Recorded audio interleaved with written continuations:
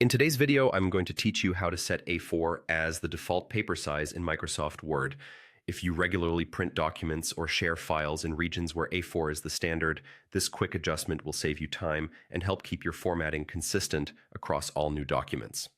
Open Microsoft Word and head to the top of the window where you'll see the ribbon. Click on the Layout tab. This is where Word keeps the tools that control how your document looks on the page. In the Layout tab, find the Page Setup section. On the lower right corner of that section, there's a small diagonal arrow icon. That little button opens the full page setup window, which gives you more detailed options than the ribbon alone. When the page setup window appears, look for the paper size drop-down. If you don't immediately see it, you're likely on the right tab already, but make sure you're viewing the paper tab within that window. Click the paper size drop-down to open the list of preset sizes. Choose A4 from the list.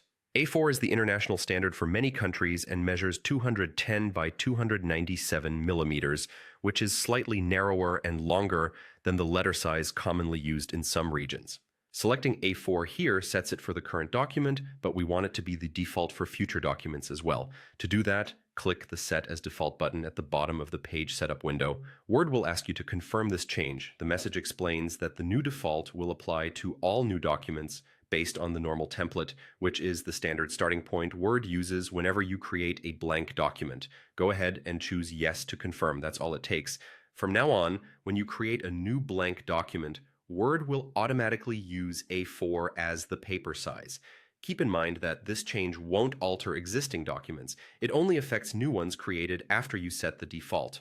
If you ever need to switch back or use a different size for a specific project, you can repeat these steps and select another paper size, then decide whether to make it a one-time change or set it as the new default.